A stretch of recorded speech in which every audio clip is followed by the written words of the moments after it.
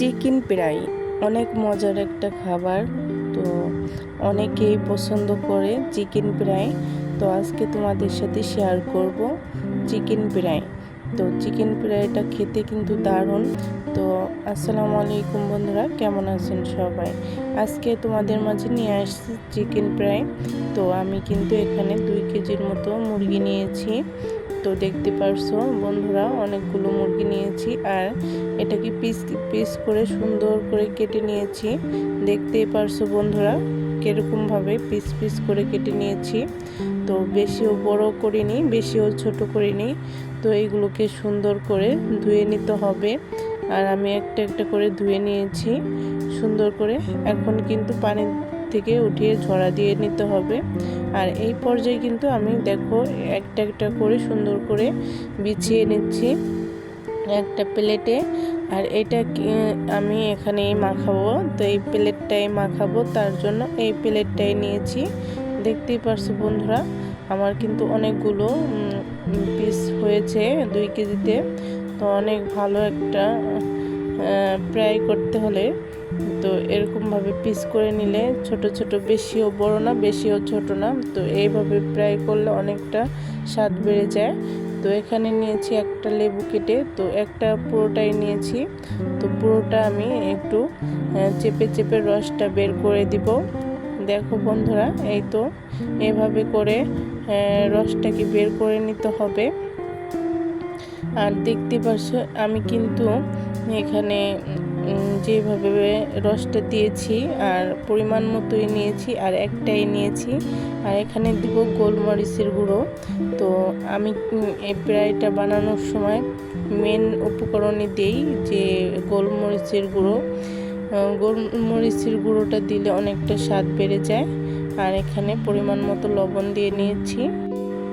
এখানে নিয়েছি সয়া সসটা ব্যবহার করলে গন্ধটা থাকে না মুরগির। তো দেখো, তো আমি কিন্তু পরিমাণ মতো সয়া সস নিয়ে নিয়েছি।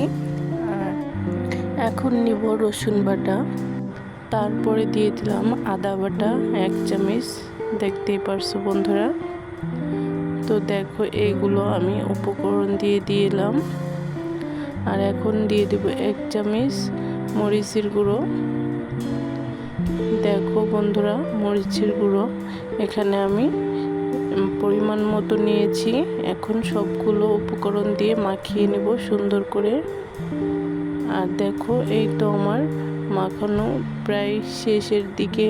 আমি কিন্তু সময় নিয়ে মাখিয়েছি। আর এটা যত মাখাবেন ততই কিন্তু স্বাদ বেড়ে যাবে।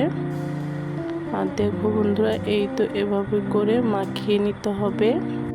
এখন আমি ডিপ ফ্রিজে রেখে দিব 6 ঘন্টার জন্য। এই পর্যায়ে আমি একটা কোট বানিয়ে নিব এটার জন্য। তো আমার কাছে ময়দা ছিল না, এই কারণে আটাটাই দিয়েছি। আটা নিয়েছি আর হলো কর্নফ্লাওয়ার নিয়েছি। দেখতেই পারছো বন্ধুরা। তো ময়দা দিলে অনেকটা ভালো হতো। তো এই পর্যায়ে কিন্তু আমি সুন্দর করে এই কোটটা বানিয়ে নিব। আর কোটের ভিতর দিব হলো মরিচের গুঁড়া আর দিব লবণ। এই দুইটা উপকরণ দিয়েই আমি সুন্দর করে এটাকে মিক্সড করে নিব।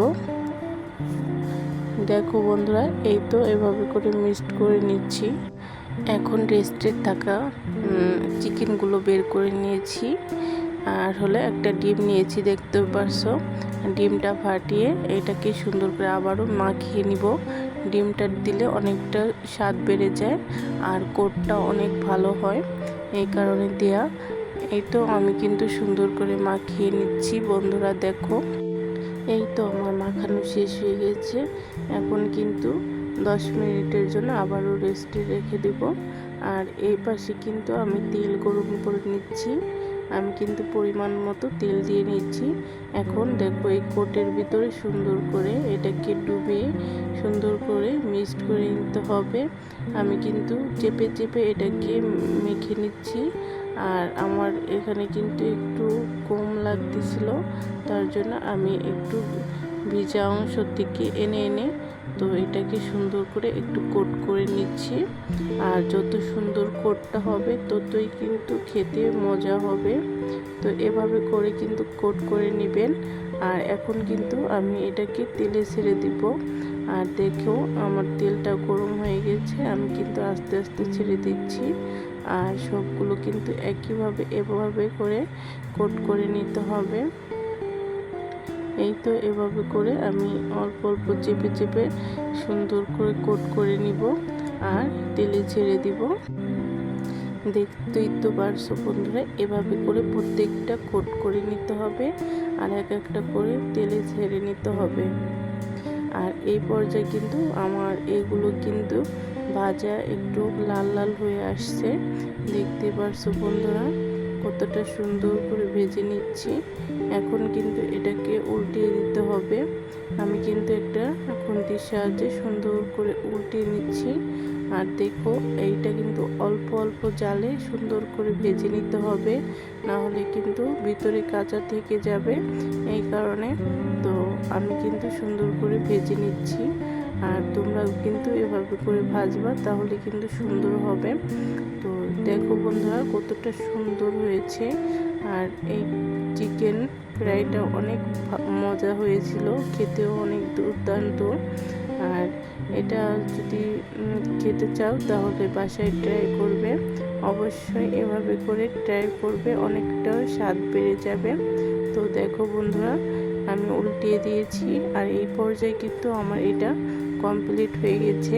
এখন কিন্তু সুন্দর করে আমি উঠিয়ে নিব। দেখো এই তো তেল ছড়িয়ে নিতে হবে। তো আমি কিন্তু সুন্দর করে উঠিয়ে নিচ্ছি। আর কত সুন্দর হয়েছে এইটা, আর লোভনীয় দেখতে, খেতেও অসাধারণ হয়েছিল। আর আমার বাসার সবাই কিন্তু অনেকটা মজা করে খেয়েছে, অনেকটা মজা করে খেয়েছে আর দেখতেও অনেকটা সুস্বাদু। সবাই ভালো থাকবে, সুস্থ থাকবে। আল্লাহ হাফেজ বন্ধুরা।